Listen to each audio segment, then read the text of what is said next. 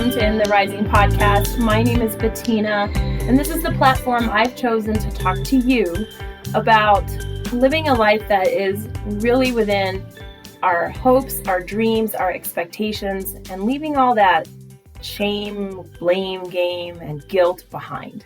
Kind of getting rid of all of that.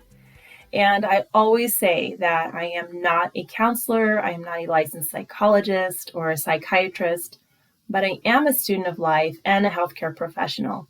I'm a PT by trade, and I have worked with thousands of people and spent a lot of time with them, especially one-on-one with those going through cancer. And through that time, you spend a lot of time with someone, 15, 18, 20 hours, you start to talk. You talk about what your hopes were. You talk about expectations and where you are right now. And so many people really evaluated their life right at the moment when they thought their life might be over. And I think there's a lot of blessing in that. I am very grateful that people trusted me with that information. But what I've also decided to do is take those things, these topics that a lot of us really feel that we're not living a true life to ourselves. We're living to someone else's expectations and someone else's idea of success, and turn that into a podcast, because that is really what our life is about. But today, I also want to announce another podcast that if you are interested in this one, that you might like. So whether you're new to podcasts or you consider yourself a long-time listener, if you haven't heard of Girl, you're in for a treat. Girl is a podcast about empowering women to be their bad selves with segments like personal problems, because we all know we have many of those, and conversations on a variety of topics from men to entrepreneurship. If you like the dynamic of In the Rising podcast, you're sure to love the forth and back banter of Amaya, a Pisces, and Paige, a Libra, as they share self-proclaimed mediocre advice and their own embarrassing stories. To join the movement of women from all over, catch the latest episodes by searching Girl, all caps, ! You can find it on Apple Podcasts, Spotify, or Anchor. And follow at The Girl Podcast on Instagram and most other social media sites. So I welcome and invite you to check them out. Check them out. Get to see how that resonates with you.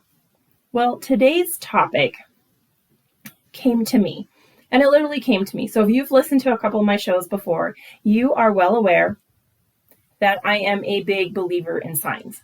So I believe if you keep seeing something, if you're told something, you hear it on the radio and then you hear it on TV, that's your message. Well, today, I always put a little spark out there in the world, like, please help me figure out what to talk about for today's topic. And it came to me twice, once before work and once after. Maybe there's a little bit to that, but the topic is about changing our attitude.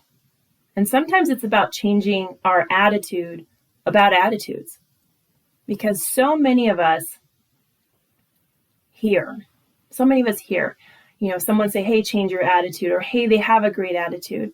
And even growing up, your teachers, you had a good attitude today. I appreciate how kind you were to your classmate. Or you get the little take-home message that is pinned to your shirt. Maybe you remember having stuff pinned to your shirt on the way home, because I certainly do. And, it's like you had a bad attitude today. They had to pour this. And you were told, hey, you got to change your attitude.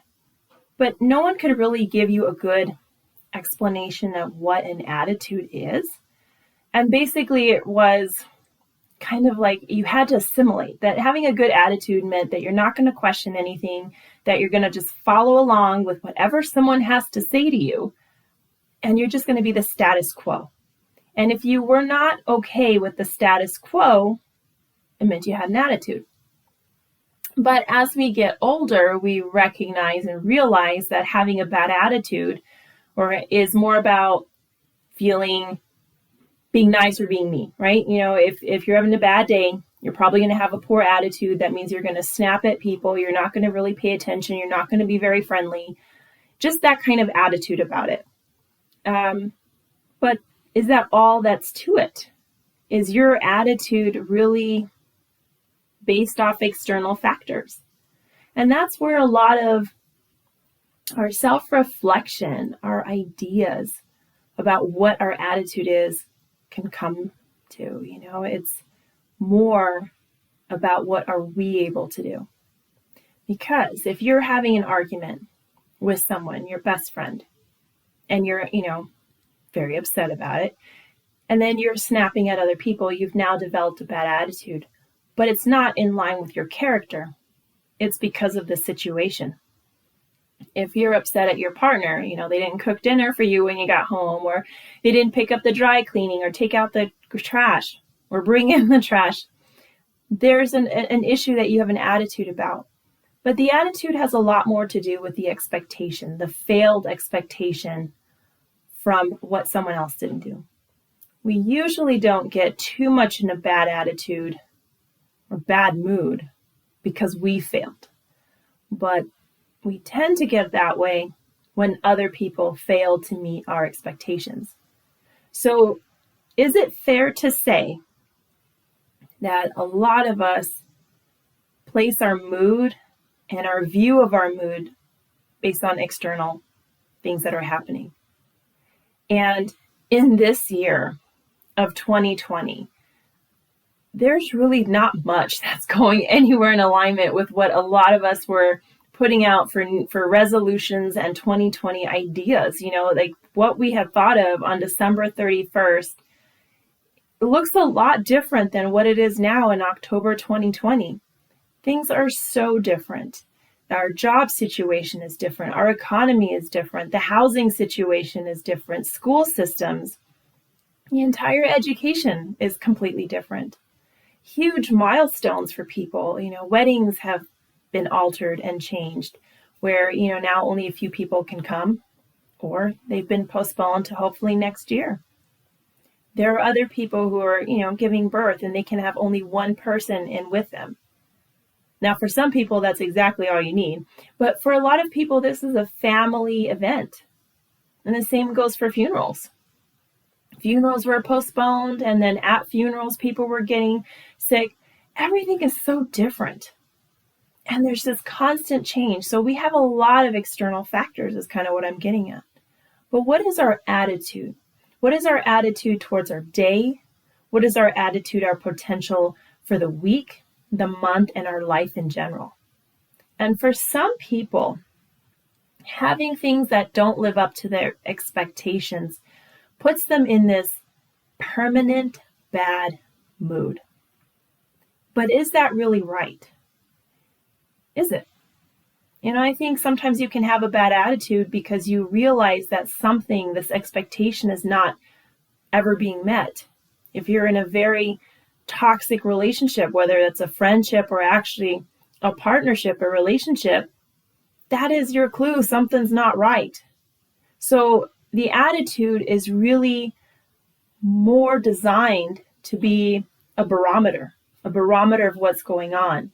It's not meant, in my opinion, my humble opinion, it's not meant to be just a place for you to live. It's supposed to be a signal to turn left, to turn right, to go straight, to go back. It's not designed to keep you stuck right there. And when we are projecting a lot of negative energy, we're projecting all this anger, we're probably not angry.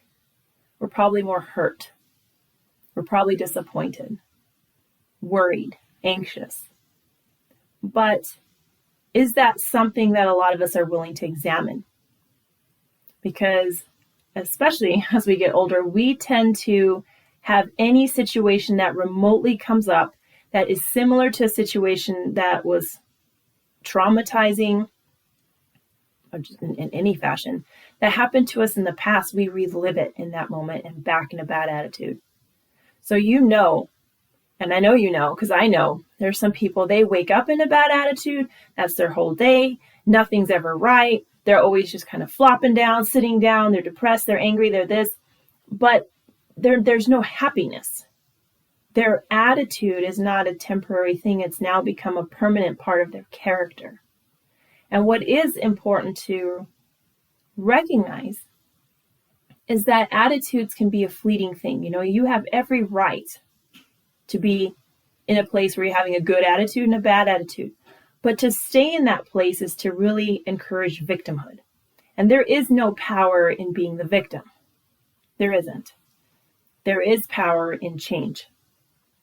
So what I invite you to think about today is really honing in or pulling the bull by the horns and saying, that's it. I don't have to be this way. Because when you do that, you are taking in some power. You're not the victim. You're the survivor. You're the thriver.